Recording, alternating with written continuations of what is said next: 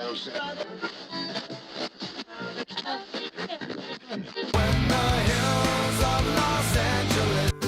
Angeles, I'm and most Hollywood nights.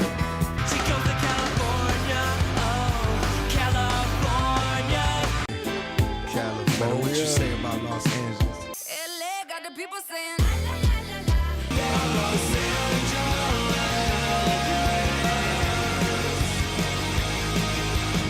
You're listening to Corner of the Galaxy on cornerofthegalaxy.com.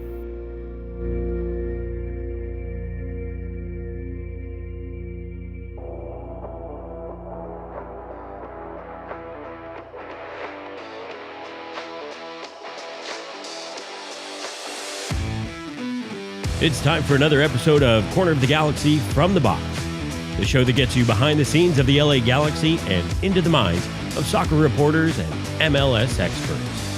Your hosts for the day are Corner of the Galaxy's Josh Guesman and LA Times soccer reporter Kevin Baxter. Let's start the show. Hello, everybody. Welcome to Corner of the Galaxy from the Box on cornerofthegalaxy.com. I'm your host, Josh Guesman, coming to you on a Monday, April 10th. LA Galaxy 3-0. Losers in Houston. Disaster in Houston. Absolute disaster. Basically, you know what the show's going to be about today. That's going to be really the talking point there. Obviously, getting ready for an El Trafico. Coming off of worst start for the LA Galaxy. It feels like in forever. I'm sure Kevin and I could probably figure out that they had less points than 97 by this, but does that really matter? I don't know if we really need to look at it. But we're going to talk about a whole bunch of stuff, including Douglas Costa, Martin Caceres, Greg Vanny, Chris Klein. I'm sure all that stuff will come into play as we get you ready for El Trafico coming up on Sunday. So a lot of things to talk about, a lot of things to get to. Welcome back to the show, and we're glad to actually have him back, Mr. Kevin Baxter. How's it going, Kev? Oh, I'm a lot better than the Galaxy are. This is the worst start in franchise history, by the way. Isn't that fun? Six games, no wins. Yeah, I know, but technically speaking, if I remember correctly, on my through 6 games chart, 1997, which was the second year in existence, I think through 6 games they had like 2 points or 3 points or something like that. It was right there at it. So while you're correct, no wins, I think there were some points and some different things that sort of happened in the shootout era in '97 that may have put some of that stuff in there. You know who played for that team? Greg Vanny. Yes, he did. Okay, good. I love it. See, we already got a first super chat, by the way. Philip gave us a $2 super chat, and he's channeling his best Taylor Twellman. What are we doing? What are we doing? So there you go. That's it for $2. Well, here I will give you this little nugget to start things off. I was going to say this, but I know this show is going to be a real downer. So just to add some positivity to the show, this game on Sunday, the El Trafico between unbeaten LAFC and the winless Galaxy, it'll be the second game in MLS history since at least 2014. Apparently the stats don't go back beyond that, right, in which a winless team is playing an unbeaten team this late in the season. Okay. Follow along, right? Yes. Winless team, unbeaten team. Right. The last time this happened was in 2019 when LAFC, which was 4-0-2, went to Vancouver to play the winless Whitecaps. Vancouver won that game 1-0. Oh, so here we have LAFC on the road playing against a winless team. Right. So anything is possible. So what you're saying is there's a chance. You're saying there's a chance. Of course, that 2019 team did not have Denis Bouanga, did not have all the players that LAFC has now. No, I mean, I understand that. It's not often that you see a team implode the way that they did. See, it's not the 3-0 scoreline. And if you were living under a rock, it was 3-0 was the final score. Not nearly as close as the final score would indicate. Right. I mean, yes and no. I mean, it's such a weird game. But to watch veterans like Martin Caceres and Douglas Costa. Listen, Douglas Costa is going to be on my list. Because I was defending him last show, saying, the LA Galaxy season could really hinge on a positive Douglas Costa, on somebody doing things. And I had, for a second, I had believed Kevin that Douglas Costa, like Chicharito, right? Chicharito came in and he had a bad season, and he comes in and he totally redeems himself, right? And he comes in and I'm like, you know what? This is Douglas Costa's year. He looks like he's in shape. I like his movement in the one game that we saw him for about 12 minutes. I was like, I like his movement. I like that he seems to have some speed. It seems to have some creativity. I like that. If he can put that together in a consistent performance, then that makes sense. Now, having said that and watching the game that happened on Saturday, I will tell you that Douglas Costa probably doesn't ever deserve to put on an LA Galaxy shirt again. Martin Cáceres, the way that he gets a red card, and we'll talk about it, the way that he gets his red card is so boneheaded that a veteran who is one of your best center backs and a leader on this team probably doesn't deserve to be in the lineup for the next 4 or 5 games. That's how gross negligent those two players were whenever it came to how they got red carded in this game. Because this game was over, Kevin. It was over. They didn't need to get red carded. A couple of things that jumped out to me when I saw that is, first one was, what is going on with Greg Vanney? And I don't think it's Vanney's fault. I think these are two guys that, Cáceres is a 4-time World Cup player. Douglas Costa is a former Brazilian international that played for Bayern Munich. These guys know better. But the last couple of years, that dressing room has really been held together by Sasha Kljestan, and he's gone now. And I think that lack of leadership, one guy can really make a difference. And I think that lack of leadership really helps. And then you look at the just complete, as you said, boneheadedness, the lack of focus and discipline that those guys showed on a team that has a lot of young players. We're talking about Preston Judd and Jalen Neal and these guys that are seeing this, and are they processing the wrong message when they see their veteran players go out and do stuff like that? Here's the thing, and as somebody who has watched Victor Vazquez, another guy that's missing too. That was leadership in that locker room. I have some original reporting that I can sort of tell you what I think. At least I asked what was going on in the locker room, right? So I have some. We can talk about that in a little bit. That's a tease. I am at a loss because this is, when you look at this game and you look at how it was played, and let's start a little bit with the game. Just much like Greg Vanney's post game, whenever we waited for him for a long time. Let me tell you, we waited for Greg Vanney for a long time because we waited for Greg Vanney for a long time. We waited for Mark Delgado longer. I'll tell you how all that went down as well. But we waited for Greg Vanney, and then I got the first question I asked him, and Greg answered it, but he was agenda driven, right? Kevin already knew he had things that he wanted to say, so it didn't really matter what my first question was. He was going to say the things that he was going to say, and he says something. He goes, I almost don't want to talk about the game, right? That was basically, it's like, it's almost not about the game. It's almost not about the tactics, right? There's nothing tactical about this game. Outside of the fact that Vanney says, they allowed too many spaces. They did something. This was not a good game for the Galaxy. Bottom line, not a good game. But Vanney was like, this is not about tactics. And he's right. It wasn't about tactics at that point, because there is no tactical decision that you can make that makes Martin Cáceres go up to the referee while he's in the VAR. They have a little box around the VAR monitor, right, Kevin? It's a little dotted line, and you're not allowed in there as a player whenever they're going to a VAR review. In fact, if you step 1 foot in there, it's an automatic yellow card. Martin just decided to go up and put his hand around the guy's shoulder. And by the way, I think they got that call right. Okay, I think that probably. By the way, I love the replay of that. The look on the official's face. It's like he turned around. You here? You can't be here. There's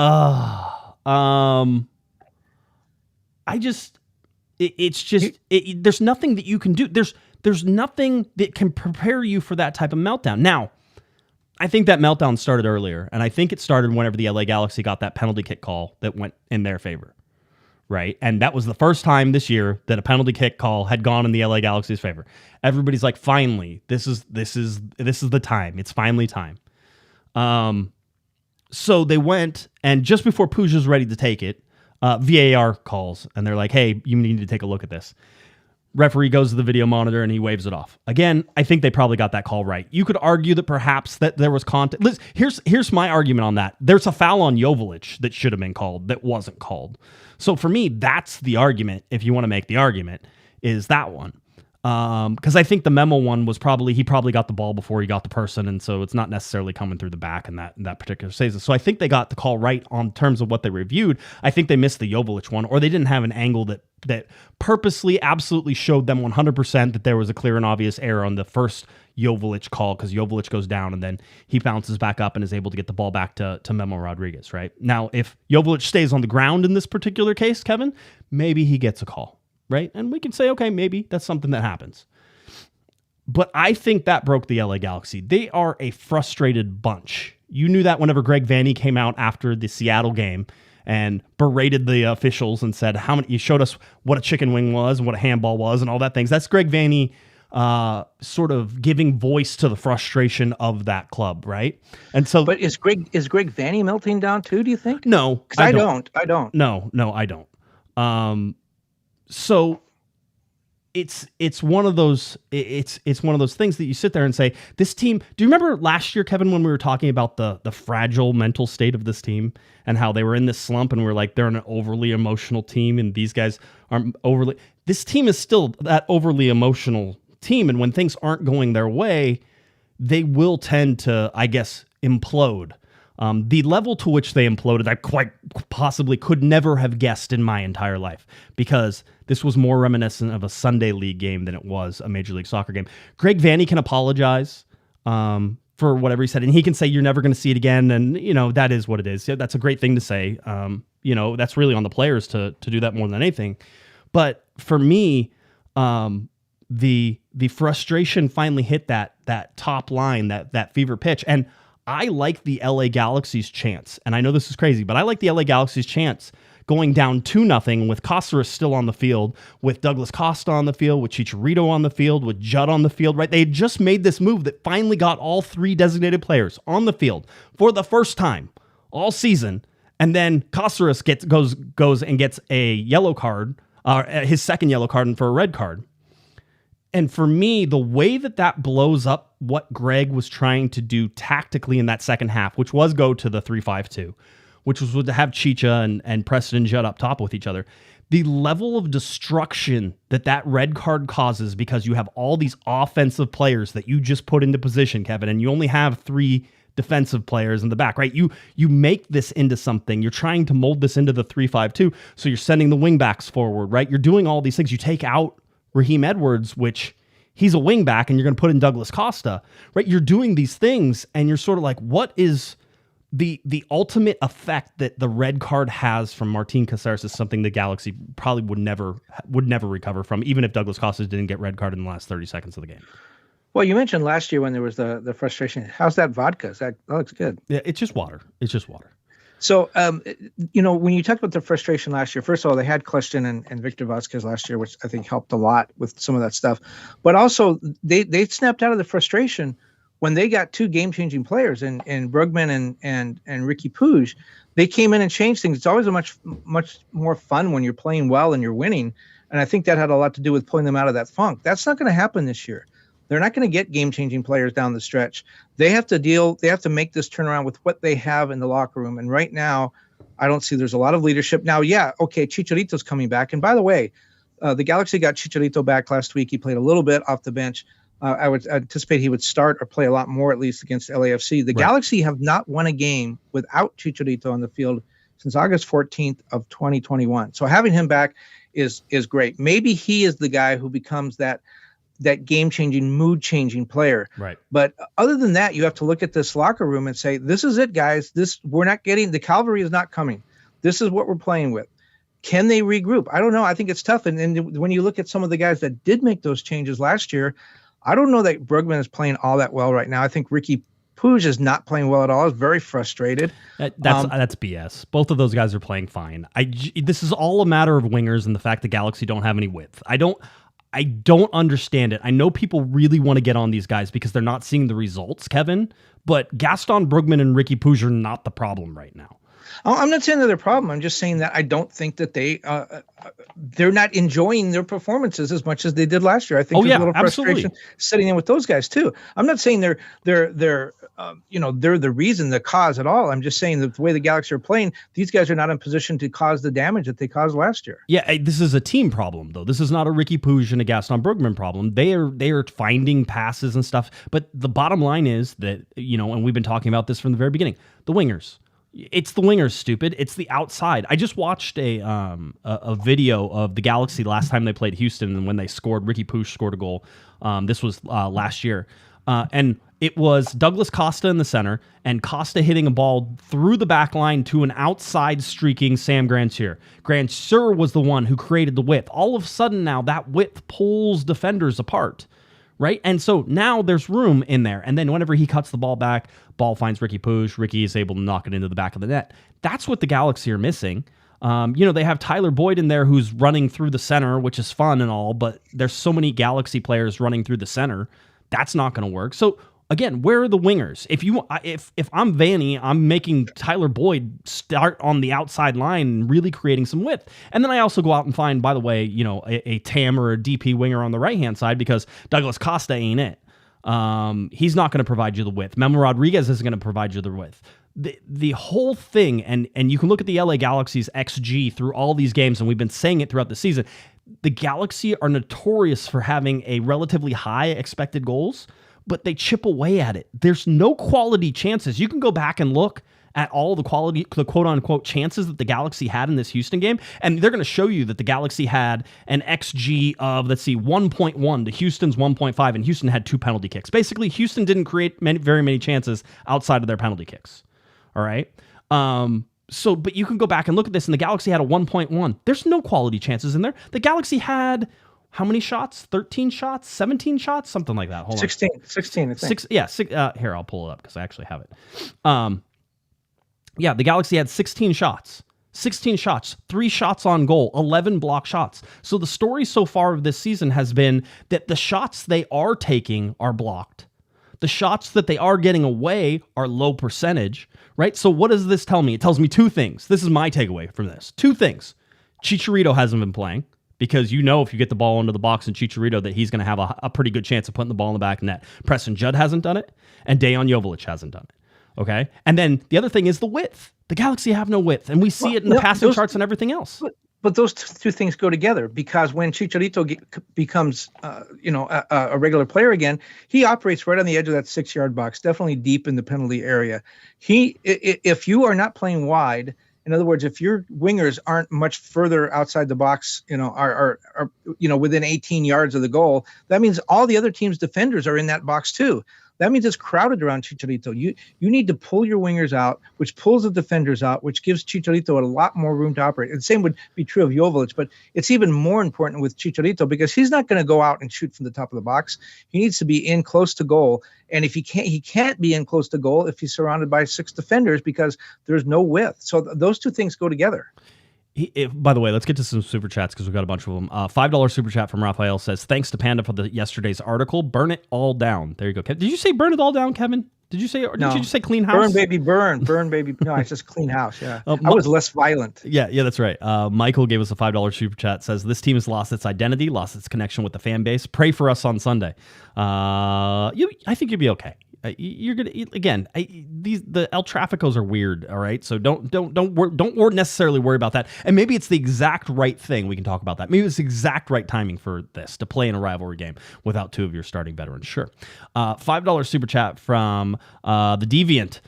Is it possible Klein is colluding with MLS to erase the Galaxy for LAFC single entity benefit? I mean, I'm not going to say yes. I'm not going to say no.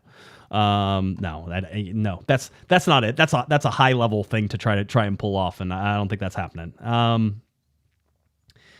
The issues here are so self-inflicted for the Galaxy, and that's the problem. Again, for me, the Galaxy should have been stoked to get all 3 designated players back on. Like this was a goal that everybody was sort of looking forward to. Getting Costa back, getting Chicharito back. And by the way, Chicharito comes in like 5 or 6 minutes or 10 minutes into the second half, right?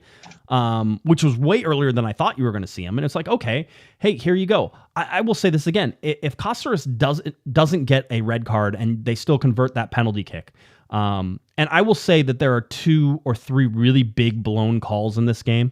One of them is that Joveljic penalty kick that I sort of talked about. I think that there's a real good chance that Joveljic was fouled in the build up to that. The other one is that Mark Delgado got his back of his foot stomped on straight up, almost 2-footed around, and that was like a borderline red card that went completely unpunished. And then there's the encroachment. And it's the encroachment on the Caceres penalty. So Caceres draws the penalty, he gives the penalty away, he gets a second yellow card, he gets red card, he comes off, and then they go to take the penalty kick. And right in front of the referee, a Houston Dynamo player is a good 6 yards into the box whenever the penalty kick is taken, and nothing happens. There's also the back pass that wasn't called as well. There was a clear back pass by Houston into the box. Now, that's an indirect free kick inside the box. Those are actually really hard to score anyway, so I'm not going to say that that's a thing. But it's something that's very obvious that's missed. And this plays into the Galaxy psyche, Kevin, for me. It's we're getting screwed. Every call is going against us. We're not getting any calls. And then so you have Caceres out there basically arguing something he should have never been arguing because I thought it was a penalty kick, right? That gets him a red card, and that's your veteran move, right? Then you go to Douglas Costa, a guy who played, I mean, if you didn't know he was on the field, I wouldn't be surprised. He didn't have a great second half that he comes in and shows sort of what he can do. But it's a total self-implosion for him. 30 seconds left in the game, or a minute left in the game. This guy is out there thinking that some 18-year-old kid who just came out onto the field did something horrible to him, and it's Douglas Costa who heeled the ball away from himself that caused this problem. Well, and it's not like he bumped into the guy and the guy went down and you could argue, hey, I didn't hit him that hard. He grabbed him around the neck. It was a football tackle. I think you were right. We talked before the show started. That's a multi-game suspension, just for the boneheadedness of it. But also, you could argue that he went to the face. I mean, I think largely the neck. But you could argue that was above and beyond just the normal red card foul. Yeah, it is, and I think he's gone for 2 games, which is really interesting because if you're on the Douglas Costa should never play another game, and I asked Greg Vanney about it. We can get to some of what Greg Vanney said. But I asked Greg Vanney about what it says that 2 of his veterans do it, and he goes, they both know that they shouldn't have done it. They both apologized. It's like, okay, here you have Douglas Costa, a guy who's flirting with all of Brazil in the preseason, Kevin, right? Then a guy who gets injured apparently, and doesn't play for most of the first games of the season, finally comes in, gets 12 minutes the game before, and is coming in. This is supposed to be a game he can actually make an impact in. All of that is sort of trashed and thrown out the window by Caceres doing stupid things, but it allows Costa to do stupid things. By the way, you're being way too easy on Costa, is suggesting that he just had this meltdown. That's his 3rd red card in 29 games in MLS. A similar kind of neck tackle last year got him a red card. He has 4 goals. He's making $4.5 million. He has, in 29 games, 3 red cards, 4 goals. Right. And by the way, do you think Caceres is in line for a multi-game suspension? No. He touched the referee? No, it wasn't violent. He just put his arm. It's not going to be. He's a 1 game, and that'll be it, I think. It's because it's still a yellow card. It's a second yellow. It's not even like it's a red, like he violently did anything to the referee. I think he's fine.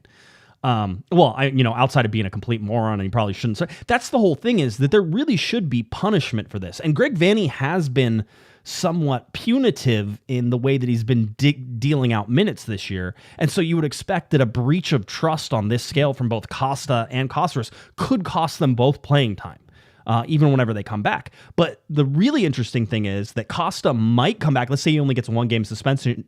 He ends up coming back on the 22nd. That's only 2 days before that transfer window closes. There's still a chance for the LA Galaxy to right or wrong. I know Herculez Gomez was on Twitter and he was saying, so which contract are the LA Galaxy going to buy out this time to save themselves? And he was saying it sort of as a rhetorical question. In fact, I even came back after I answered it. He goes, this is a rhetorical question. I go, it can be a rhetorical question because it's sort of like the Galaxy are trying to buy their way out of trouble again, and it didn't work with Gio, and it's not going to work with Douglas Costa type thing. But the bottom line is they should buy out Douglas Costa. He should not be on this team. And this is coming from a guy who was ready to defend him after the last game. It's like that level. I thought Cáceres' red card was so stupid and such an idiotic move and has so many huge ramifications, right? That when Douglas Costa does something even more stupid, it almost forgives Cáceres for what he did, although it's so stupid. You have Douglas Costa doing that. Can you imagine being his teammate and trying to go, like, how whenever they get in fisticuffs, right? Somebody pushes somebody and then the teammates all come together. They're like, we're going to protect you, dude. We're going to get you pulled away. I would find it real hard as a teammate to run over and try to defend Douglas Costa. Because there were a couple of guys that did get in that mix, though. But it's just like, I can't believe I have to defend you for being that stupid, that you hurt the team that much, because it's immediately clear. You already knew Cáceres was going to miss the LAFC game, and everybody knew immediately that was the ramification with that second yellow card. So not only is it stupid, but in a rivalry game, in one of the biggest games of the season, you take yourself out of it for something stupid. Right? It's like taking your shirt off twice, and getting a red card for that crap. Then you have it's a lot worse than that, because that's a kind of emotional thing in the minute, in the spur of the moment. But I mean, you're right about how stupid this is, and how I think it just shows that there is a lack of focus and a lack of discipline, not on behalf of the coaching staff. I don't find a lot of fault right now with Greg Vanney, other than he doesn't seem to have a solution to pull the team out of this. Right. But these were totally unforced errors. These were these guys on their own. It wasn't like Greg Vanney put them in position to do that. These were two guys that have to be. If Greg Vanney were able to pick 3 or 4 guys that he trusts because of their experience and the level of play that they've shown over their career, right, those 2 guys are at the top of that list. Nah, not Douglas Costa. They're the 2 guys. Martin, though, for sure. I give you Martin. Douglas Costa's a wild card, and you've even said it. He's a guy you probably can't trust in those situations, right? Maybe he should have been subbed off. I mean, I don't know what the answer to that is. The answer is, but he just came on. I know that. I'm just trying to. How do you keep that train wreck from happening with him, Kevin?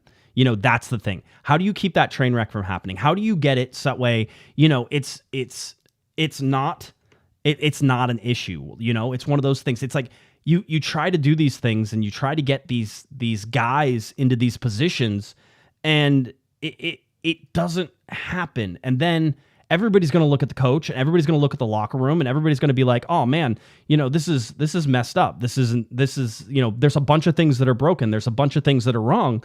And it's weird because you're not seeing the LA Galaxy do what the reaction that you're expecting from them. They're too emotional. And I think we've talked about them being too emotional before. I think we lost Kevin here for a little bit, so I'll vamp a little bit and try to wait till he calls back in. Jose, by the way, says, Panda, can we put pressure for Dan Beckerman and AG to come out of hiding and address what their plan or lack of plan for this team? Does Steve Ballmer want to get into MLS? Oh, Steve, it's frustrating, and especially on the heels, I think, of the especially on the heels of the supporters groups meetings, right? Because from what I heard, and I did have conversations with some people, but from what I heard is, that overall the planning in terms of the vision that Greg Vanney has for this team came across very strongly. And if you're one to be even a little bit optimistic, that seems to be headed in the right direction, right? Then you also have, a president in Chris Klein, that apparently didn't even try to get the supporters back. Now, I don't know how much of that is true, but I also wonder, I kind of wonder how much they can really sort of give to Chris Klein in terms of like the leeway to actually negotiate. And the whole deal is, I don't think they ever want to negotiate with the players themselves, or with the supporters groups themselves. They're going to continue to not do that. Kevin, you got a super chat basically, and it was from Jose, and he said, "Can we put pressure for Dan Beckerman, AEG, to come out of hiding and address what their plan is or lack of plan for this team? Does Steve Ballmer want to get into MLS? Do you know Steve? Can you send a message?" Wow, that would be interesting. I saw some people on social media talking about maybe AEG will sell the Galaxy and move. Okay, first of all, AEG is not going to sell the Galaxy, I don't think. and MLS is definitely not going to allow them to move this. If for no other reason than the El Trafico is such a big deal for MLS. So the team's not going anywhere. I do think that Dan Beckerman has mismanaged this team, and I think the team's greatest success was under Tim Leiweke, and the momentum carried through the first couple of Beckerman years. But when you look at Beckerman and Chris Klein really taking charge of this team in 2017 after Bruce Arena left, and by then Leiweke had been gone a couple of seasons, there's not a lot to hang your hat on and to say, well, these guys, have they lost a little bit on their fastball, but they can get it back. No, they never had a fastball. Interesting with Will Kuntz coming on too. Will actually in one of his interviews with The Athletic said that he was devastated that Chris Klein didn't give him a call and give him a chance at the GM job back whenever they were looking for a GM in 2016, 2017. And you're sitting there going, so the Galaxy beat around the bush for X number of years and eventually get Will Kuntz into the fold on all this, right? But they could have had him at the end of 2016. Now, I don't know, and it would be really interesting to talk to Will Kuntz and be like, were you ready then? Do you think that you would have had some success being a general manager in that position? Because he was still relatively, it would have been less time in Major League Soccer and certainly his time before LAFC, right? And so you have that sort of talk about it. But the bottom line is that they skipped over a guy that now that is in their front office. Well, but a couple of things about Will Kuntz is really interesting. They added him to the front office. He doesn't replace anybody. He's an addition. And I think that's an issue because the people that have made these mistakes and whoever you want to point the finger at, whoever you pick, and there's a number of candidates, those people are still there. Beckerman, Klein, Karofsky, they're all still there. Will Kuntz is an addition to that front office, which means that he's going to have to fight the headwinds that have taken the Galaxy to this position in the first place. So that's one thing. The second thing is a lot of his duties, according to the press release, are things that Michael Stevens was given purview over when he was hired. Michael Stevens is one of the guys that, from what I can gather, is one of the guys that seems to be doing a good job. And yet now they're giving a lot of his duties over to Will Kuntz. And then the last thing is with Will Kuntz in that article that you talked about earlier, he talked about the desire to do what successful teams in MLS are doing now, which is different from the Galaxy's MO. Galaxy goes out and gets big name European players, and they've had some success. Although you look at Zlatan, 50 goals in 2 seasons, one playoff win. Gerard, I don't think he had a playoff win. Didn't know, maybe one. Gio, those guys were not. They were big name European players. They came in, and some of them played well for a little while, but they didn't have the success that the Galaxy have traditionally had. Will Kuntz says we're going to go look for young, dynamic, hungry South American, European players, maybe. That's sort of the LAFC model. You look at LAFC with Cifuentes and Arango and the people that they brought in, young, hungry Latin American players that want to prove their worth. Seattle's done that. Atlanta's done that. Cincinnati has done that. A lot of the teams that are successful, that's been their model. That's what Will Kuntz wants to bring. But it'll be interesting because the Galaxy have long been, and Beckerman and AEG have been at the forefront of this. They're about selling jerseys. And you bring in a young, unknown European, you're not going to sell a lot of jerseys until the guy proves himself. And that's why we've seen Zlatans and Chicharitos and those guys come through here, because they sell jerseys. Does the Galaxy want to sell jerseys, or do they want to win? It seems they've gotten to the point where they can't do both. And that's, I think, the problem. I mean, listen, Zlatan was a home run. You can't say anything bad about one playoff win, though. Yeah, I know. One playoff win. But that's about building the team around him. That isn't about, that Zlatan was a big name and that he didn't perform. It's like, no, that wasn't the case. He performed. He was a big name. They just didn't have the team around him, right? And that's poor planning on their part, right? I told you this whenever you said, hey, that they want to get in this model. I go, for me, LA is always going to be about stars, and it's going to be about winning. And I go, and they've had the stars, and now they need the winning part of that. So I'm not out on finding big names, but you need to find big names that still have a lot to give. Somebody like a Robbie Keane, right? Big name, had a lot to give. Robbie Keane came in and he showed what, David Beckham, obviously big name, and then it took forever for them to actually put a team around David so that way he could win.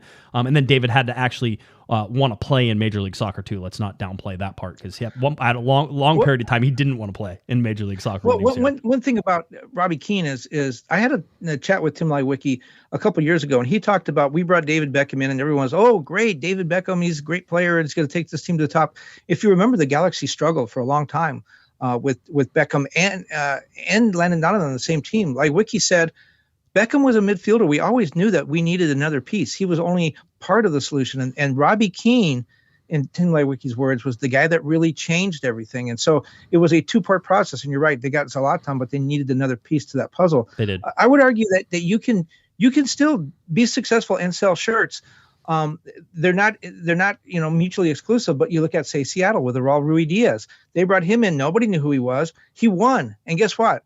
It's one of the best-selling shirts in MLS. So, I hate to beat that metaphor, but the idea is if the guy comes in and performs and you win, then he becomes a star. If he's a star when he comes in and they don't win, it doesn't mean anything. We got a $2 super chat from the Deviant. Says plot twist. Kosaris and Kostar are both Klein out. See, they're moles on the inside, right? That's what's happening. That's interesting. Interesting take. Sergio, a $5 super chat. Thanks for the article, Kevin. The Galaxy should really listen. I don't think they read you, right? Didn't we talk about that? They hate me like poison. I think they're going to make me sit with the visiting media on Sunday. They should. It's executive producer Herb is here in the chat. $28.75 super chat. Thank you, Herb. He says, "Hey Josh, hey Kevin, thank you for the articles. Kevin, is the front office aware of how much bad publicity the team is getting, i.e. Hercules Gomez, Taylor Twellman, and Klein out signs at away games? Shout out to El Trafico Radio and Mike Gray and Alex Ruiz as well. So do you think they're aware? They're aware. Oh, they're very aware. Yeah, those guys have rabbit ears. They are very thin-skinned. They know everything that's said about them. And if you remember a couple of weeks ago, last home game, when there was the demonstration out front, both you and I would guess other reporters were hounded by our reporting on the number of people there. The Galaxy did not want to talk about the fact they didn't win the game. They didn't want to talk about the fact they were playing poorly. They didn't want to talk about injuries. They didn't want to talk about anything. They wanted to push back on the number of protesters that we said were involved in that we cited in our stories. And at one point, the Galaxy told me how many identified supporter group members had actually scanned tickets into the stadium. That doesn't mean those supporter group members were in the stadium. That means someone used their ticket and it was scanned in. Right. But that's the Galaxy's big thing is, there is no boycott. Well, I'm like, you want to talk about the game? You want to talk about what happened on the field? No. We want to talk about your criticism of our front office, and that's where they are. Yeah, they read every single word. They do. Lex, by the way, $5 super chat. If you were an undecided LA soccer fan, let's say you're born into this wonderful Los Angeles cauldron that is around here. You are undecided, Kevin. You are trying to pick the team that you're going to support for the rest of your life, and you have the choice between LAFC and the LA Galaxy. So this is Lex. He says, if you're an undecided LA soccer fan in 2023, why would anyone pick the LA Galaxy over LAFC? Klein's incompetence, and this is Lex saying this, just want to be clear, Klein's incompetence will be felt for the next 20 years.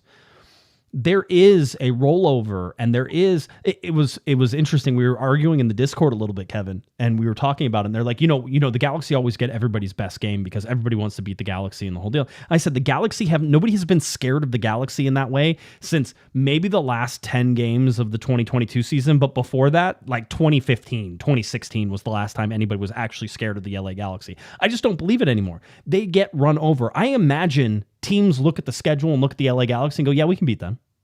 Right? I mean, is there something outs? And they started to change that the last 10 to 12 games of 2022. We all knew going into the playoffs, nobody wanted to play them, right? And you're like, you don't want to play the Galaxy right now. And that's the type of team that you expected to come out here in 2023. The changes mean that hasn't happened.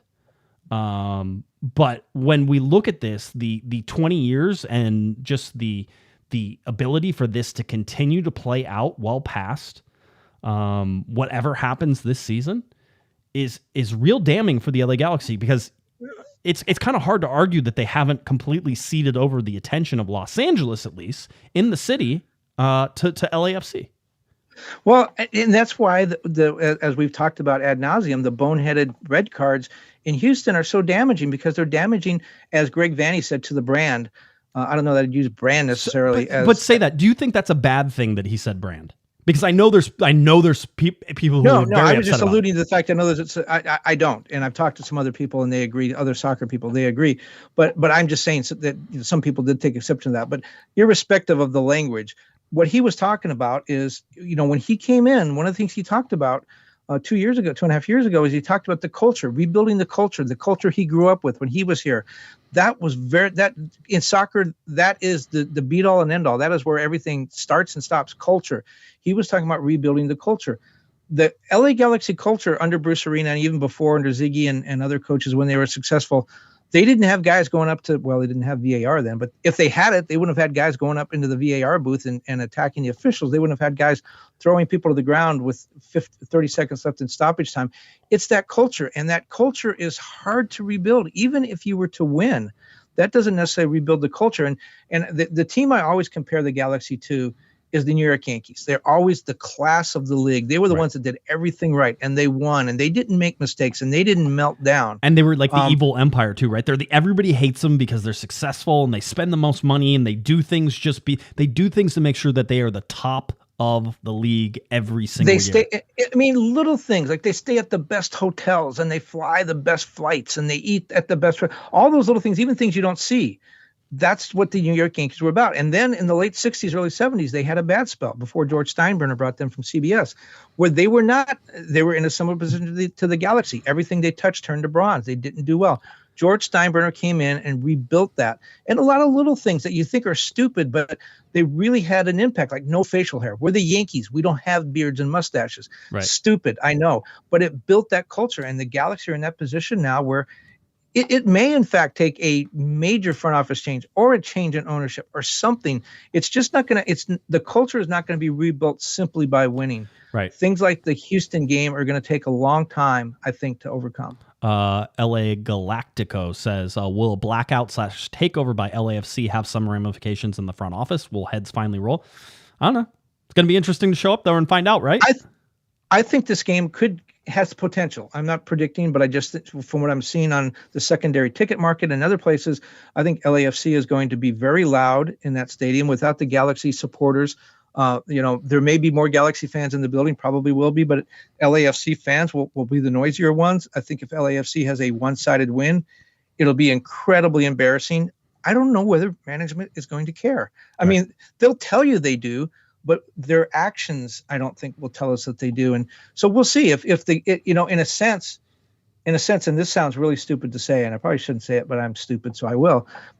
A one-sided LAFC win may be the one thing the Galaxy management needs to an embarrassing nationally televised situation in their own stadium may be what it takes to wake them up. Right.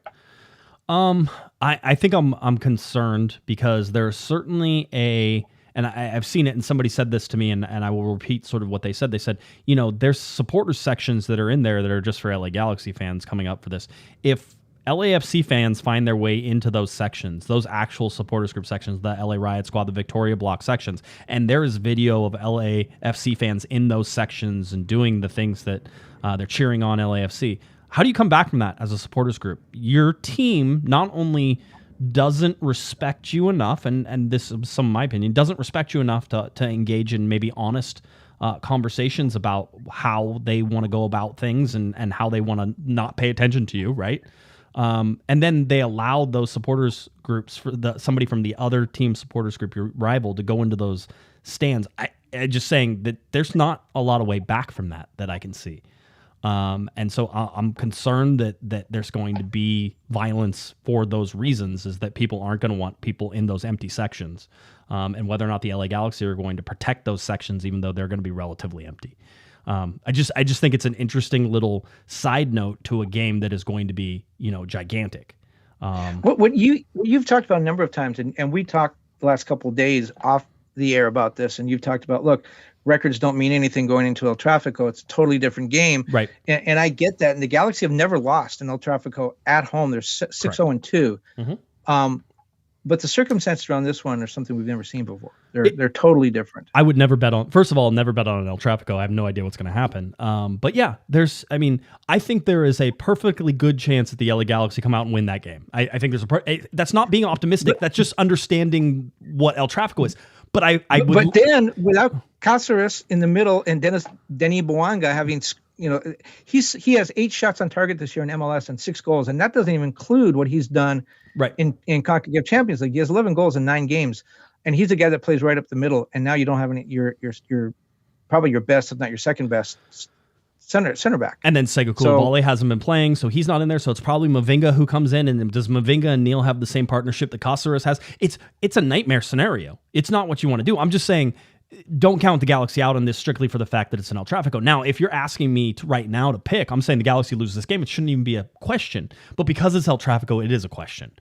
The Galaxy are, if we're talking about how embarrassing that game was, you don't think the guys on the team know that? The guys that still do have some pride, and there are many, there are some that don't clearly, but there are guys that still have a lot of pride. They know they're playing their derby game at home against an unbeaten rival. This is a chance for them to make a statement and to say the first 6 games didn't mean anything. Right. So, there's that's part of it too. I was looking at 538, and they had like a simulated season for the LA Galaxy that they think they're going to get around 45 points, right? So for the LA Galaxy to get 45 points through the next 28 games, they have to average like 1.6 points per game. That's probably just enough to get like the 45 points over those next 28 games. So it doesn't even count the 3 points they already have. But they're 13 points out of first place right now. Yes. They have no team in MLS has fewer wins, 0, fewer points, 3, and only one has fewer goals, 3. They've been shut out 3 times in 6 games. Yes. Yeah. It's they haven't been scoring. Well, one is Chicharito. Again, you get 3 DPs on the field for the first time. I even had to ask this question to Greg whenever I said, you finally get 3 DPs and it all goes awry. That's not. It's totally fair to judge the LA Galaxy on having no wins through their first 6 games. Absolutely fair. There's no, how could you not judge them on that, right? It's also totally fair to sit there and say this team probably isn't where it's going to be in the next month to 6 weeks, right? I mean, we understand there's Julian Aude is coming in, and apparently, despite the fact I was coached on it, I was coached incorrectly, or I interpreted it incorrectly, which is probably the case. But it's Aude. Whenever he comes in, that's going to be something, because that's a left back. I mean, you want to know, and there was a big hubbub because Raheem Edwards apparently got all ticked off that Greg Vanney was subbing him for Douglas Costa, and Raheem possibly even, and the commentator said this, but we never saw it on camera, Raheem possibly even pushed Vanney like away, like get away from me, the whole deal. Do you think Raheem Edwards is under a little bit of pressure because his starting spot is going away? They got Julian Aude to come in and be that guy. Everybody knows it. It's just like Caligari came in. Leardam knew that he was going to be on the bench as soon as Caligari came in. Caligari's starting. Caligari's not going back there for a long time as far as I can tell. Aude is probably the same way. He's going to go to the left back spot, and he's going to stay there. So do you think maybe Raheem Edwards and him being all upset at Greg Vanney had something to do with the fact that he knows that his starting spot is going away, that he's going to become off the bench and probably be more of a winger replacement on that left side, maybe playing a more 3-5-2 whenever the Galaxy go into that, whenever they need goals, and he's going to be an attacking player instead of this defensive player, and he likes playing every single game? That probably has something to go into it. So I'm just saying. But you can't act that way with the coach. You can't. I think that goes back to, again, the lack of focus and leadership in that locker room. By the way, the Galaxy are not going to get 45 points. However, when you look at this roster, this team is too good collectively and individually not to make the playoffs when 9 teams make the playoffs. Yeah. So I think there's going to be a rally. I do think that they're going to make the playoffs. They could be the 8th or 9th team. When you look at the teams in the Western Conference, the Galaxy are not, again, collectively and individually, not talking about how they've performed, but if they can get some leadership in the locker room, if they can sort of get past this little bad stretch, they should be a playoff team. However, again, I didn't know about the Raheem Edwards thing because it wasn't on TV, but if you have a guy pushing the coach when he comes out, if you have 2 guys get boneheaded red cards, man, I don't know. It's just the talent is there, but there's a lot missing. I'll say this, and now here let me go to original reporting. Okay, so I can put some context in this as well. People said Vanney lost the team. No, he didn't. And they tried to say this last year as well, and that wasn't the case last year either. This team really does enjoy Greg Vanney. I think that they're frustrated, and you can say that it's not okay for them to take out the frustrations the way they are, and I agree, but they're frustrated. I think that they know they've played better than what their record shows. But imagine the pressure that's on everybody right now. And it's not just winning games and doing all that stuff. It's the outside stuff too. It's the supporters group protests. The players are asked about it. The coaches are asked about it all the time. That is something that's on their mind. I know that they want to perform well to try to win people back, right? And that's in their mind, that's the way to do it, is go out there and win games, and they're not doing that. And so they know, Vanney knows it, the players know it, that they're feeding into this narrative that, that the supporters groups are correct. And I'm not making a judgment call on that. I think the supporters groups have every right to protest, but they're basically feeding into, by losing these games, by not being competitive, and quite honestly, by blowing up the way that they did in Houston, that shows, hey, this is why those guys are protesting, is that there's nothing going on here. They're not making the correct choices whenever it comes to the management of this club for years. You know what they should do? This worked a couple of years ago with AFC Richmond. You come to the stadium at midnight and get a big barrel, and you put a fire in there, and then all the players have to throw something into the barrel. But yeah, that'll turn things around. That will. Not bad. Good Ted Lasso reference. Don't tell me anything about the next season. I have not watched it. I'm waiting for them to gather up. Okay. I like to binge. But I will tell you, I talked to a player. I said, tell me about the locker room. And this player said, the locker room's fine for me. It's a locker room. The guys like each other. We like playing for Greg Vanney. No, he hasn't lost the team. Because I specifically asked that. Has he lost the team? Or are you guys just sort of like, are you done with him? I go, that can happen. The whole deal. This player's like, no, he hasn't lost the team. We'll go out there and we want to fight. He and this particular player, I guess I can say he, that's fine. He says, he says that there's a lot of pressure and they know they need to get better quick. And they know there's not a lot of time to do that in order to get into these better positions that sort of make things go. They know they're under pressure. They know they're under the gun. I'm not saying that doesn't happen to every soccer team, Kevin.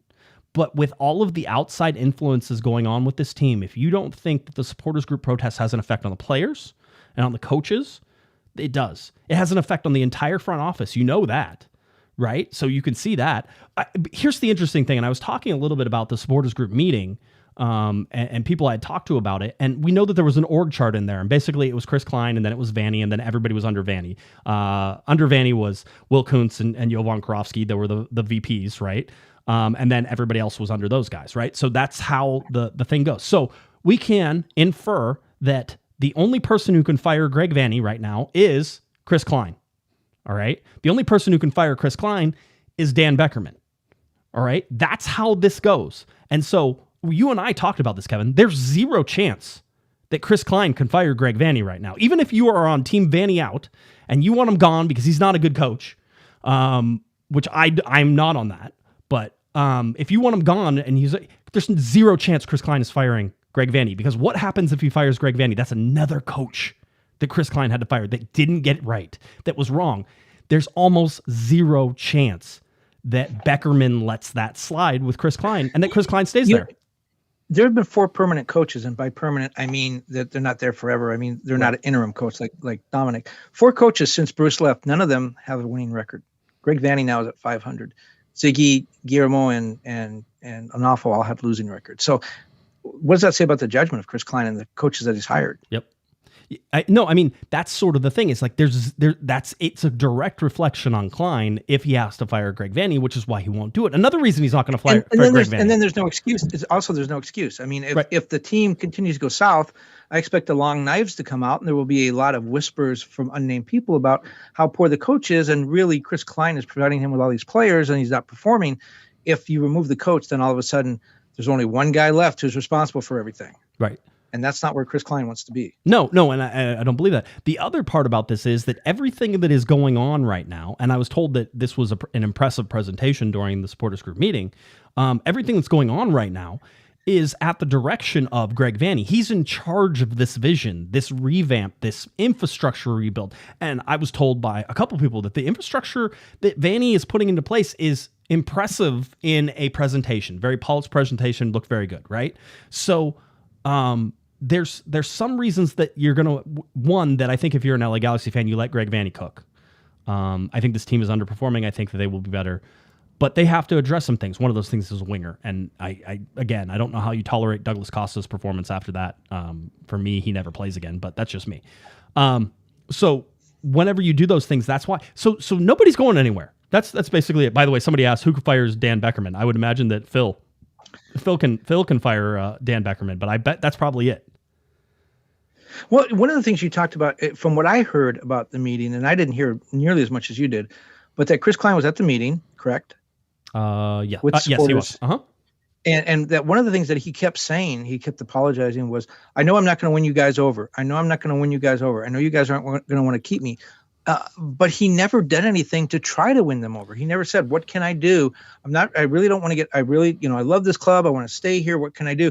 There was none of that. There was just like, you guys hate me and I'm not going to, Right. So what? I'm not going to do anything about it. Right. Well, I think That's not the approach you want to take. I think you want to come in hand, even if you don't believe it, even if you're insincere, you want to come in with your hat in your hand and say, golly gee, I would what love can it. I do? I would love it if you guys came back. What can I do to get you guys back in the stands? Because But that's not what he said. He said exactly the opposite. And I understand that's probably, I mean, it's bad. It's like whenever, Kevin, you get nasty emails that tell you that you don't know how to do your job. Or I get all the morons on here who told me what I was going to say on this show before I had the show. Which, by the way, if you want a way to get blocked, that's probably the number one way to do it, is to tell me what I'm going to say on my show before I say it on my show. People have no idea what I'm going to say on my show. You may think I'm, what did somebody call me? What did the Ted Lasso, optimistic Ted Lasso. Yes, that's me. I tend to be a realist about this, is that I can look through the first 6 games of the season and say there were some good games in there.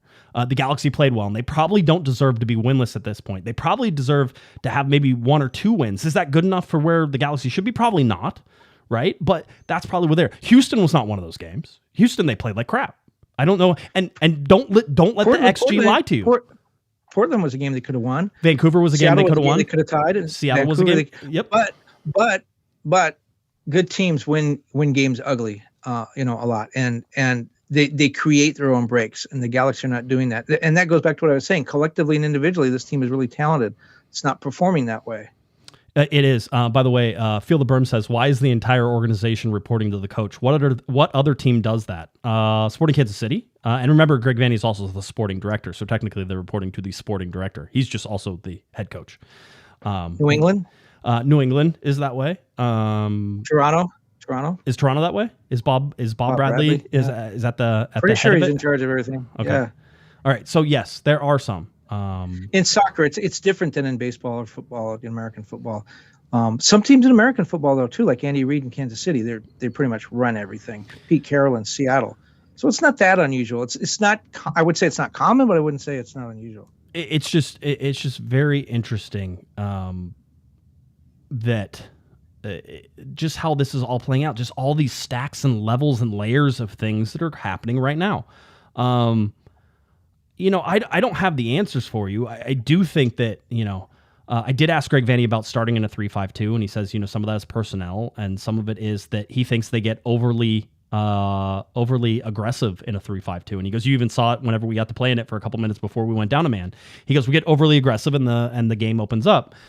When you can be overly aggressive in the 3-5-2 whenever you don't have when you don't have a lead, or whenever you're chasing the game, that's a good way to have, in the 3-5-2, you can be overly aggressive.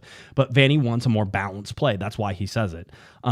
He also says it's something that they have to continue to look at. But one thing we said was that Dejan Joveljic, if they ever go to 2 forwards, seems like Greg Vanney is not going to go with Dejan in the 2 forward set anymore. He seems like he's going to go with Preston Judd and Chicharito. And what did we see? Joveljic came off and Preston Judd went out there with Chicharito. Now, I have no idea whether or not that would have worked, because Cáceres got his red card and everything goes sideways real quick. But it would have been an interesting experiment to sort of see in those cases. Yes. Can we go back to that last super chat asking about, Greg Vanney being in charge of both things? Right. The thinking behind it, the reason that a lot of coaches, again, like an Andy Reid or Pete Carroll in the NFL, wanted to do it, and why it happens a lot in soccer, is because as a coach, you say, here's the way I'm going to play. Here's the kind of players I need. Here's the personality of the players I need. And, go. And now as sporting director, I'm telling my people to go out and get those players. If you have a general manager, the general manager may have a different philosophy. Generally, you hope they're on the same page. Right. The general manager say, I don't want to pay that much for a winger. But when you're the guy in charge, you have that vision of how your team is going to play. And so you make all those decisions. Now, the drawback is you don't have someone sitting at the table saying, maybe pushing back and maybe offering some other philosophies. But the advantage is you set the way your team is going to play. You decide what personalities you need to make that work, and then you task people to go out and get it. And it's a one-step process, as opposed to having to convince the general manager that it's worth spending money on a winger. Right. Greg Vanney's already made that determination. Bob, by the way, $2 super chat says $2 to rent Ted Lasso from Blockbuster Video. That'd be fun if there was still a Blockbuster you could go rent things at. My kid is never gonna have. My kid is on an iPad and just like, I want this, and I'm like, okay, and I type it in. It's like, what? even is that childhood? You should have to go to the video store. You should have to remember to rewind the tape, right? You should have to do all that stuff in order to like enjoy the crappy movie that you just. Do you remember like going to the video store, Kevin, and you'd rent this movie and you were all excited and you get home and you'd pop it in and it would be horrible and you'd be like, oh man, this is so bad. I remember kids riding bikes without looking like they were knights in shining armor with elbow pads and knee pads and helmets. You know what? Sometimes you fall down and you get a scrape and it teaches you not to fall down. Yeah. I'll say one of the criticisms that should be leveled at the LA Galaxy, and you know, I think we sort of have been talking about this through the beginning, is that we said, well, they're not going to be a complete team. Remember that we were going to get ready to go into the Rose Bowl and they were going to go do that game and it was going to be this big deal. And we all sat there and said, but that team's not complete yet. Like, we know it's not. And even Greg Vanny was like, you know, we got to worry about this. And them being deliberate about the people that they go after, right? Well, that's also the fault of the LA Galaxy and the LA Galaxy organization. If they don't get caught cheating, then they don't have to be very deliberate about what they're trying to do in this open window. And so that putting the team together slowly through the first month and a half of the season is a fault of the position that they put themselves in, Kevin, right? Because if it's a normal window, they probably just get the guys they get and they're like, we'll adjust in the summertime. They know they can't do that. And so Greg has been more deliberate with signings. And because he's had to change, and as he's pointed out, it's an interesting exercise to have to go through to try and do this where you only get one window and you have to be good for the whole year with this one window outside of doing any interleague transfers and stuff like that. But that's also a function of the position that the LA Galaxy have put themselves in. The penalties are a function of that. And Greg tried to tramp and did a good job, I think, tried to tramp down expectations in the preseason. He kept saying, we're not, as you said, we're not complete. We're a work in progress. We're still putting things together. I don't think he thought it would be this bad, but I do think that Greg Vanny did not anticipate the team would be unbeaten at this stage. You know, he knew that this was not a complete team and that it had a lot of holes, and those have all been exposed. The crazy thing is that if you go through the schedule with everything sort of coming together, let's go over to April. You can see they have the game against LAFC. That game's coming up 1:30 p.m. That game is on Apple TV for free and Fox for free. So no excuses. You can watch that game. Then the LA Galaxy will host Austin.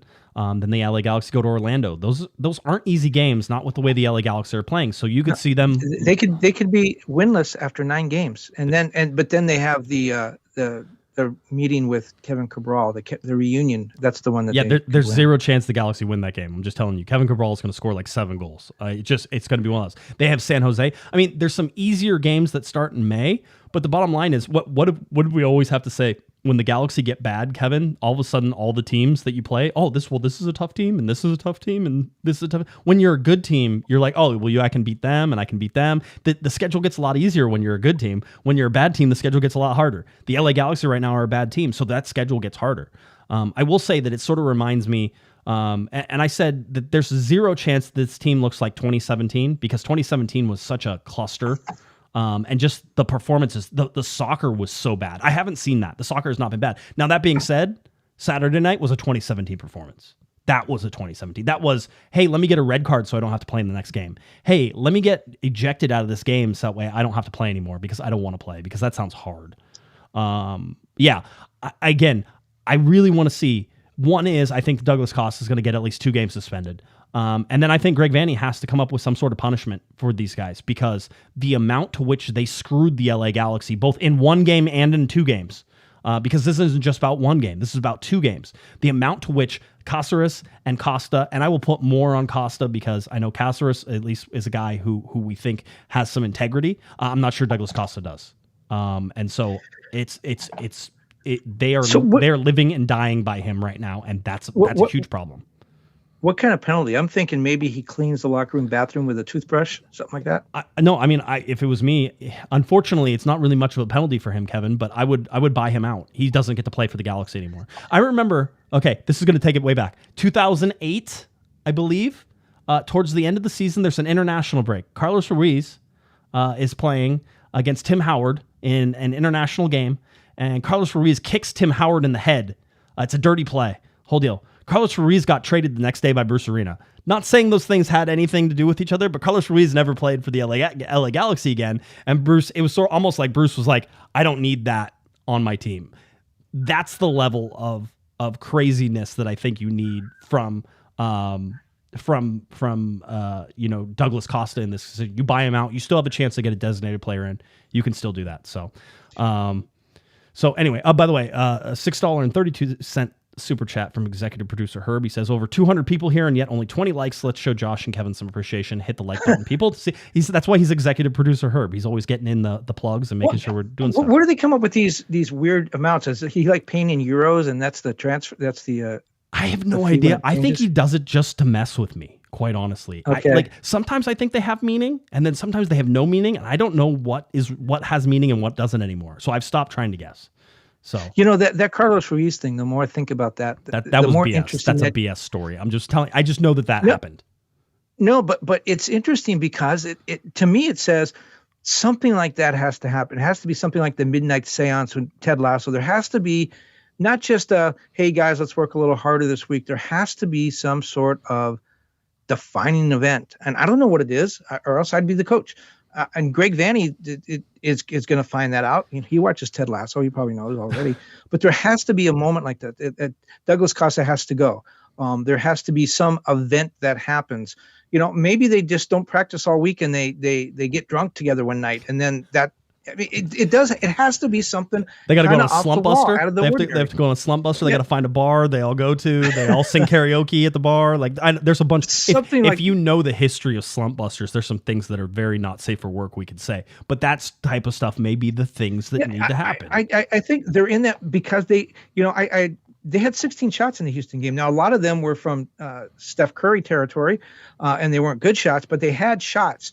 They are getting opportunities. They have 4 guys with over 10 shots that haven't scored a goal. No other team in MLS. There's 15 guys in MLS with 10 or more shots and no goals. 4 of them are on the Galaxy. No other team has more than 1. They're getting opportunities. They're not good opportunities. They're not making use of their opportunities. They're not good opportunities. But my point is, I really like that Carlos Ruiz story because I do think there needs to be something to get people's attention and to say, look, guys, here's the defining moment. Here's when we turn it around. Yeah. By the way, Alex.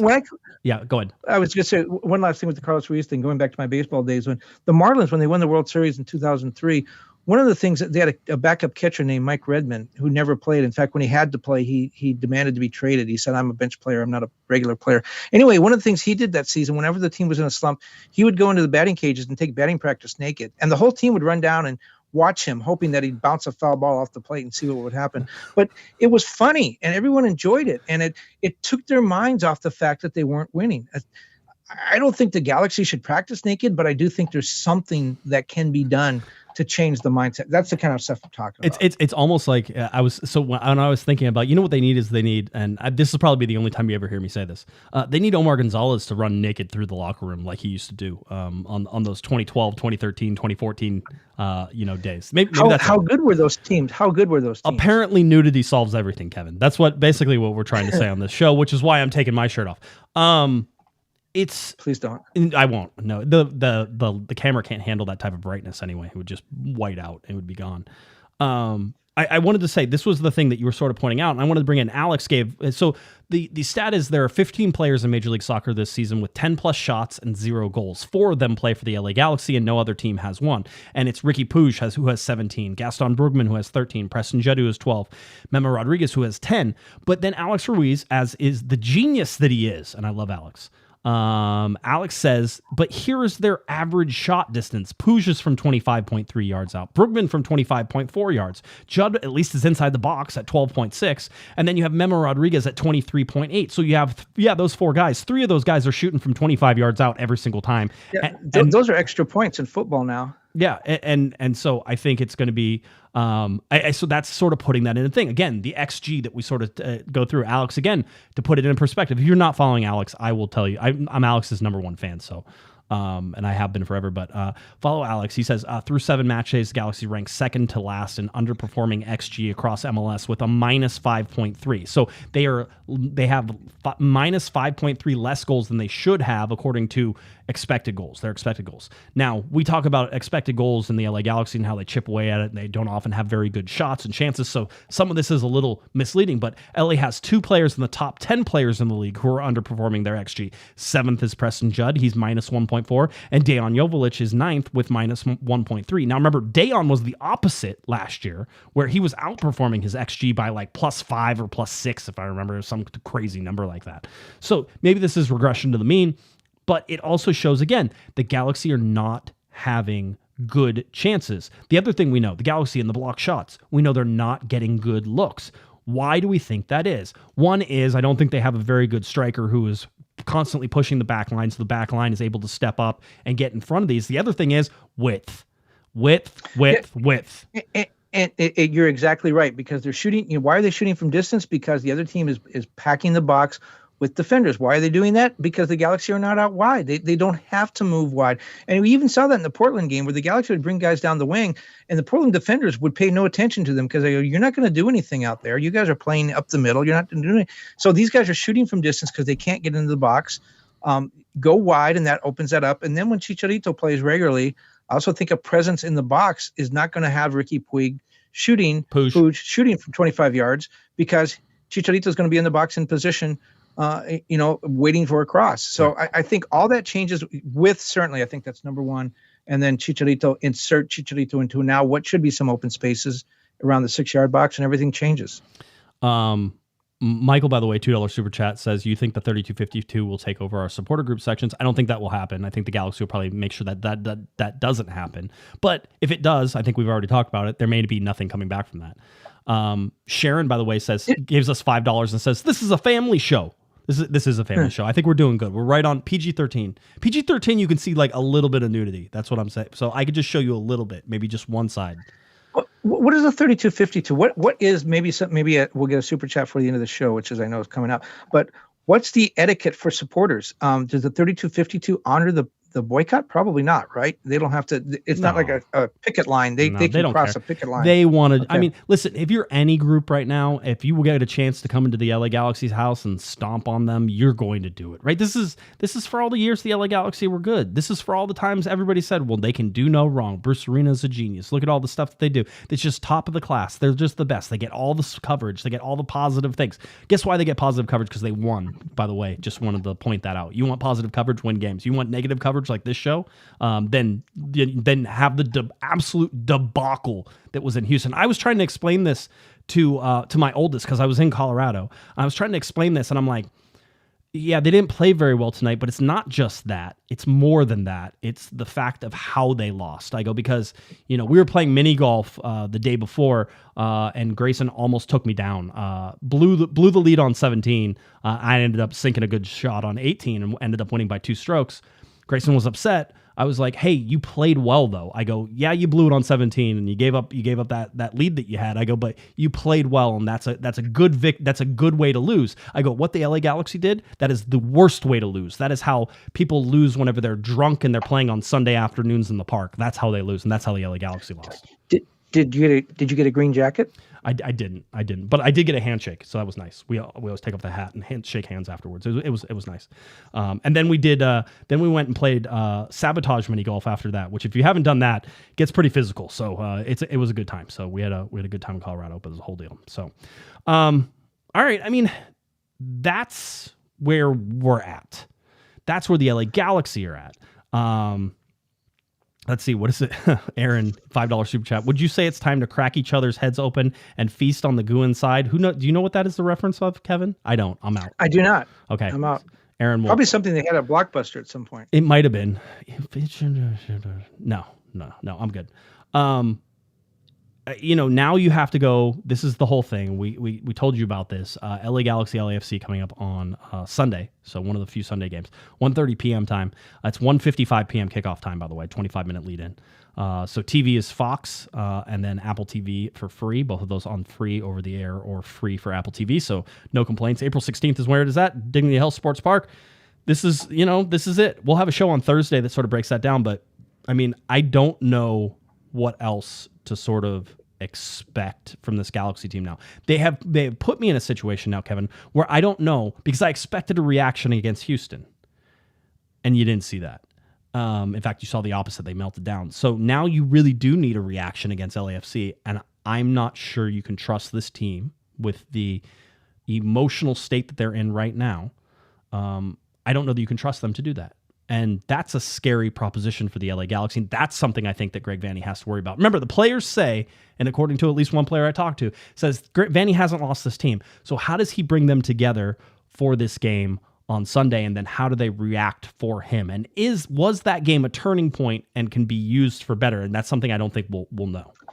Well, I agree with that player. I'm a big Vanney supporter. And the thing is, for those of you calling for Greg Vanney to be fired, that's only half the equation. The other half is, who do you hire who's better? And I don't know if there's anybody out there. Jesse Marsch. Well, Jesse Marsch is not coming to MLS. Neither is Greg Berhalter. So I think Greg Vanney is the best option right now. And I don't think he's on the hot seat. I don't think he should be. However, I do think that he's tried, if he's a good coach, and I think he is, he's tried most everything. And you saw where it led in Houston. One guy doesn't want to shake his hand when he comes off, and two other guys get red carded. So Vanney has to really now look outside the box, naked batting practice, something.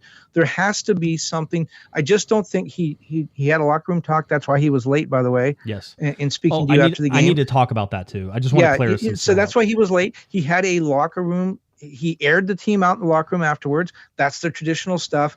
I don't think the traditional stuff is going to work. I think there has to be some sort of Carlos Ruiz type solution. I don't know what it is. I trust Greg Vanney to find it, but it's going to have to be something like that that's going to turn this team around. Something that when we look back at this season, we'll talk about how they were before Carlos Ruiz and how they were after. I think it's going to be that much of a break. Gary gave us a $12.34 super chat. That one's 1, 2, 3, 4. So I can figure those ones out. Thank you for the show, fellas. Thank you, Gary. Appreciate that. Michael gave us a $2 super chat. Says they've never beaten us at Dignity Health Sports Park. Of course, talking about LAFC. So that's there. Let's talk real quick about what happened afterwards, because I know their Galaxy players are taking a little heat on not coming and talking to the media afterwards. I'm going to tell you exactly what happened because I was there. And I was one of the people who was more or less in charge of trying to get people to talk and coordinating with the LA Galaxy, so I can tell you what happened. Greg Vanney took forever to get there. Kind of expected that. Wasn't really super surprised. Imagine he was yelling at people. He said the discussion was productive and a good one. But I have to imagine the best thing is if you go listen to his quotes, Kevin, he almost drops the F-bomb. He goes, "That'll never," and he stops himself. And I'm like, yeah, because we all know that when Greg Vanney's in that locker room, that dude has the mouth of a sailor. And so, he was in there reading people to riot. He was in there, motivating, chastising, telling everybody how embarrassing that was. And we talked about the whole brand thing. And I would say that he's absolutely right. Whenever he talks about brand. I know people who got upset about that.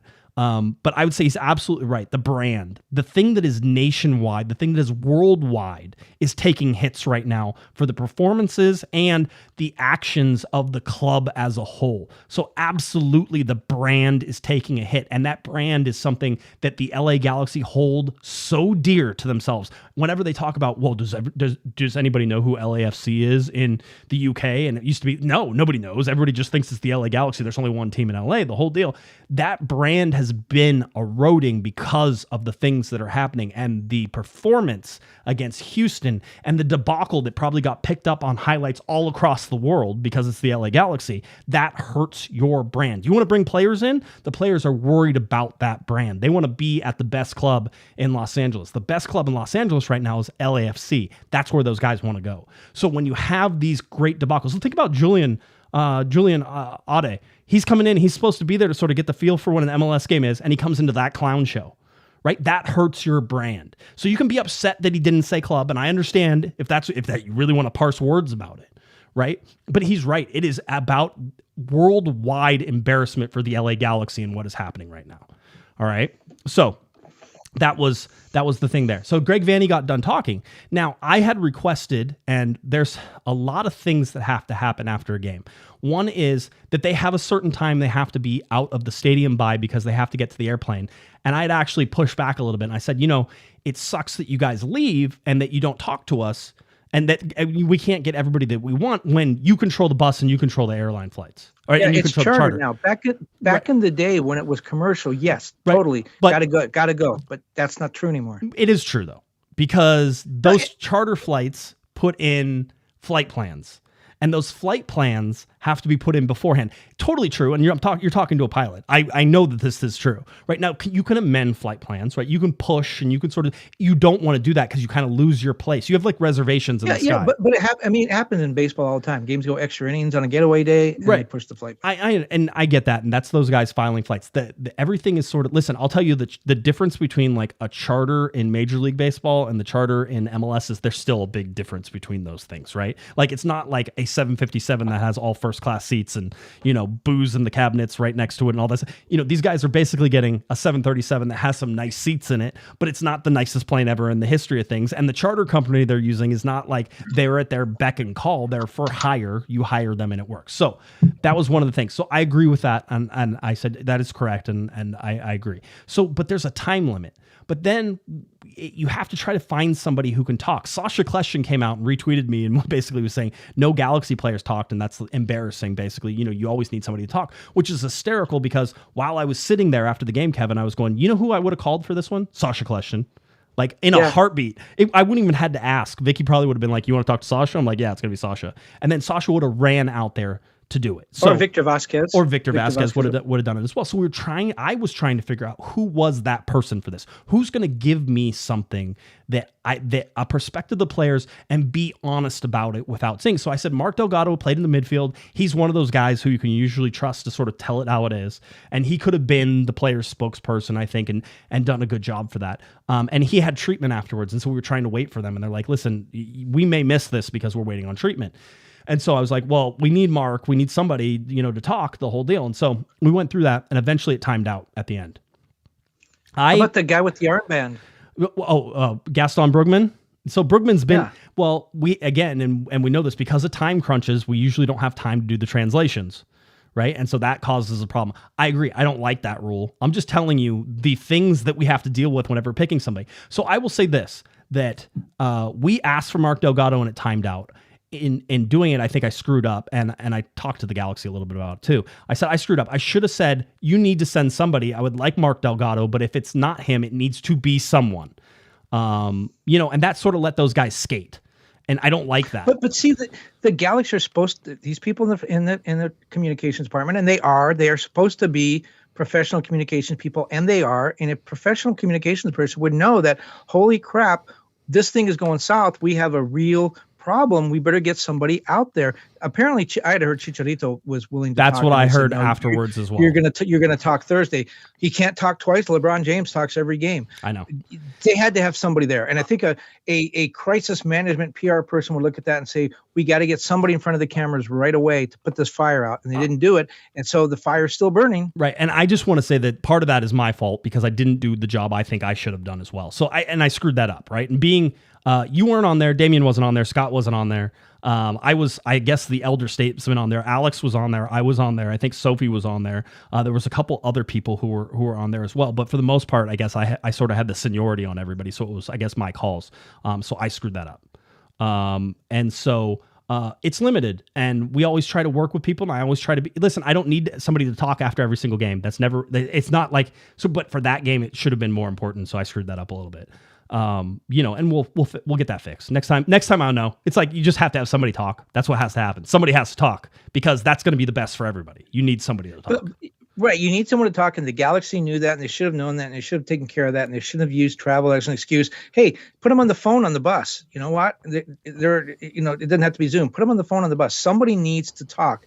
And the strategy that we go through in the media, and I think you do the same thing, is after a game like that, you don't necessarily want the guy that you don't want Jonathan Klinsmann. He gave up 3 goals. You want a veteran to speak about the big picture. Yeah. Where are we in terms of, hey, 6 games of the season without a win? What's the mood like in the locker room? That's when Sasha and Victor Vasquez and those guys were so great at stepping up and saying that. And then you see there's other guys throughout the league at the other team in LA too, who don't speak when they lose. And those are the guys that they're not the character guys. You Right. want someone that will come in and say, hey, we didn't get it done, we're going to fix it. The kind of stuff that Sasha as a complete pro would say.